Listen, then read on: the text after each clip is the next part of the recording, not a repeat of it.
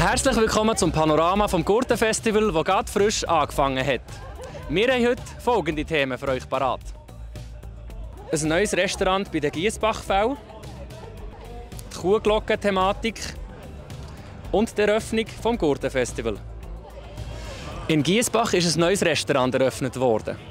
Wieso das Elisa heisst und mit welchen lokalen Zutaten gekocht wird, hat mein Kollege Patrick Schmid von Vera Weber, der Präsidentin der Stiftung Giessbach, dem Schweizer Volk, erfahren.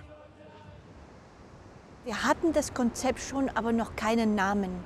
Und dann saßen wir im Restaurant und haben, wer weiß, wie das schöne Restaurant heißen sollte. Und dann schaute ich auf den See und für mich war plötzlich klar, es muss Elisabetta heißen, wie die schöne Schifferin vom Brienzer See. Aber Elisabetta ist etwas lang für einen Namen und so haben wir gesagt, es soll Elisa heißen. Und das ist ein perfekter Name, jung, frisch, aber doch sehr elegant und passend zum Giessbach, passend zur Geschichte vom Giessbach. Die Elisabetta, die schöne Schifferin vom Brienzer See, hat Gäste, Besucher von Brienz zu den Giessbachfällen gerudert und hat ihnen diese wahnsinnige Schönheit dieses Schauspiels des Wasserfalles vom Giessbach gezeigt. Und damals hatte es noch gar keinen Weg hinauf zum Giessbach, also konnte man sie wirklich nur vom Boot aus sehen.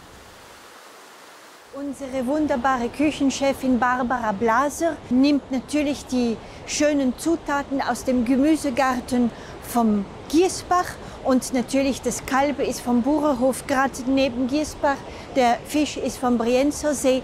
Also es sind die gleichen Zutaten, einfach etwas einfacher zubereitet, damit wir mehr Gäste von unserer Küche begeistern können.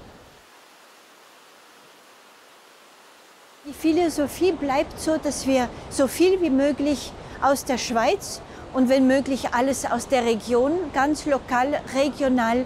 Wir achten darauf, dass unsere Getränke, speziell unsere Weine, wirklich aus der Schweiz kommen und sogar wirklich auch aus der Region. Also wir haben wunderbare Weine aus Spiez, gerade hier in der Nähe. Und das ist wunderbar, wenn wir diese Lokalproduzenten auch unterstützen können. Kuhglocken sind ein Stück Schweizer Tradition.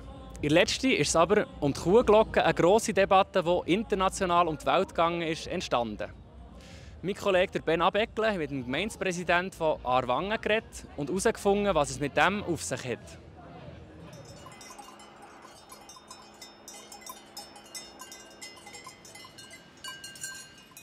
Ja, es hat einen Fall gegeben, wo zwei Ehepaare neben einer Kuhweide gewohnt haben und haben gefunden, es sei zu laut, die Kuhglocke, und haben gefunden, man sollte die in der Nacht nicht mehr zulassen. Und das haben sie dann eine Beschwerde gemacht. Also es hat eine Gemeindeinitiative gegeben, die die Pflege des Glockengeläuts sicherstellen will, sowohl für Glocken von Nutztieren als auch von der Kirche oder von der Kirche. Und das hat man jetzt so angenommen in der Gemeindeversammlung und das gilt jetzt in Zukunft, ab dem 1. August. Also wir haben jetzt ein Reglement gemacht, also so wie ein Gesetz ist auf Gemeindeebene. Und dort haben wir festgehalten, dass die Glockengeläute, dass das ein wichtiges öffentliches Interesse ist in der Gemeinde und dass das in dem Sinn normalerweise Vorrang hat gegenüber Privatinteressen. Aber es kann gegen noch natürlich eine Lärmklage geben, wenn es wirklich sehr laut ist. Und dann müsste man das anschauen und messen und allenfalls das die Leute doch noch einschränken. Der Fall hat ja international Schlagzeilen gemacht. Die britische BBC hat berichtet, Deutschland und dann über bis Kanada und Australien. Wie ist es euch damit gegangen? Also ich habe es interessant gefunden, dass die Ausländer vor allem so ein Thema mit der Schweiz in Verbindung bringen. Aber sie haben das eigentlich gut gemacht und haben einfach auf die schweizerische Kultur und Identität hingewiesen, die natürlich vielleicht ein einseitiges Bild ist, aber immerhin, es stimmt sicher. Ich selber bin nie in eine Situation gekommen, auch als Jugendlicher oder als Erwachsener. Ich habe zwar gängig auf dem Land gewohnt, an verschiedenen Orten, aber die Kuhglocken sind mir eigentlich auch sympathisch.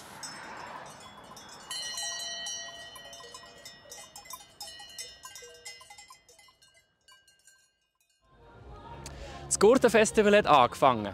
Anders als in anderen Jahren ist das Wetter dieses Jahr prächtig angesagt. Bis zu 30 Grad soll es heute und in den nächsten Tagen werden.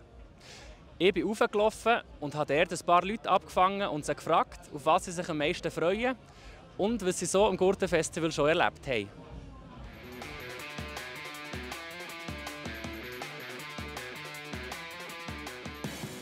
Ich weiß nicht genau, wie häufig ich hier oben war, aber auch etwa so 10 Mal, vielleicht 10 Mal, circa. Immer am Laufen natürlich. Wieso läuft ihr jedes Mal rauf? Gehört das dir dazu? Gehört definitiv dazu, ja. Das ist einfach Tradition geworden. Normalerweise eigentlich noch mit einem Bier. Das fehlt heute auch. Das ist ein bisschen so neu. Aber nein, es gehört dazu, auf, runter, 4 Mal. Ich will nicht scheichen schon am Montag. Oder schon vorher. Ja, also die, muss man sagen, die vom Schutten. Faule Siechen vom SC Münchenbuchsee. Sie sind alle auf dem Bändli. Skandal, hier auch noch SC Münchenbuchsee-Hosen. Das ist auch eine Tradition, alle Jahre. Die alten Schutthosen. Ja, und eben, der eine hat die Achillessehne kaputt und die Paare sind noch am Arbeiten. Und darum haben wir jetzt gesagt, ja, treffen wir uns dort oben wieder.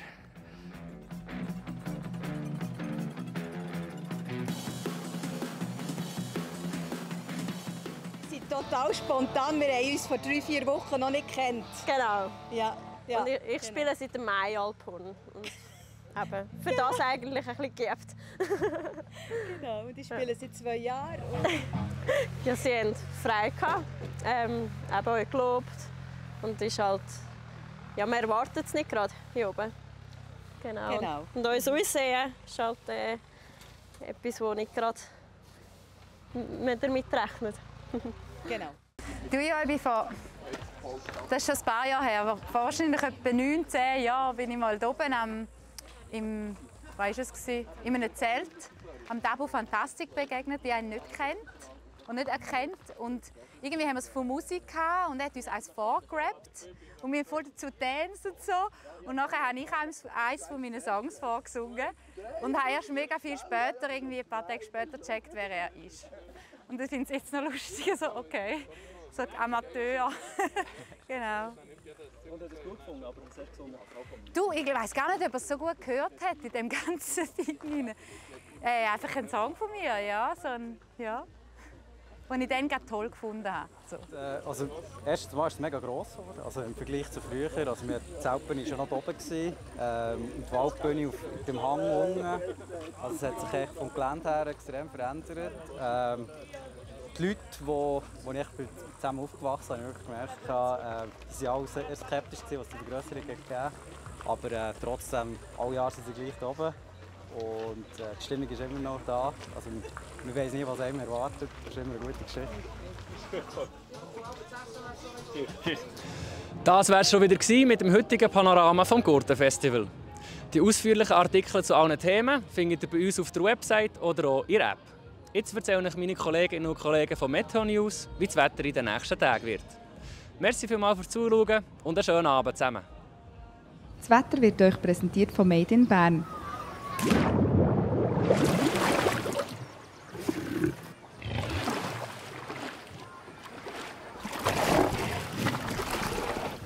Bärenstarke Sommerferien. Made in Bern. Hier ist das Wetter auf der Plattform J, meine Damen und Herren, ganz herzlich willkommen. Heute im Laufe des Tages hat es schon recht viel Sonne gegeben und es geht jetzt auch mit 2-3 schönen Tagen weiter. Das Hochdruckgebiet hat sich aufgebaut über dem Alpenraum. Die nächste Störung erreicht uns dann ausgehend von dem Tief über dem Atlantik am Sonntag oder schon in der Nacht auf den Sonntag. Aber bis dahin haben wir jetzt die hochdruckbestimmten Verhältnisse und das bedeutet für morgen am Donnerstag, dass man mit viel Sonne in den Tag hinein startet. Die Temperaturen morgen so um die 14, 15 Grad. Und am Nachmittag geht es abgesehen von ein paar Schleierwolken und über den Bergen Quellwolken mit viel Sonne weiter. Das ist ein richtig schöner Tag morgen, um in die Badi zu gehen, um in die Berge zu wandern, wenn Sie frei haben, Ferien haben. Unbedingt ausnutzen. Der sommerliche Tag, die Temperaturen erreichen maximal so um die 27 bis 29 Grad. Auch in der Höhe sehr, sehr milde oder warme Temperaturen. Ja, und dann bleibt es eigentlich auch noch sonnig bis am Samstag, wobei am Samstag dann gegen Abend das Gewitterrisiko schon ein bisschen ansteigt. Die Temperatur am Freitag und Samstag bei rund 30 Grad, Hochsommerwetter also. Am Sonntag dann immer wieder nass. Die Temperaturen gehen markant retour auf noch etwa 21 Grad. Und auch noch gemäßigt warm ist es dann zum Wochenstart. Da teilweise sonnig, einzelne Regengüsse dann speziell wieder ab dem Dienstag möglich. Das waren, meine Damen und Herren, vom Wetter auf der Plattform J. Danke fürs Zuschauen und bis bald.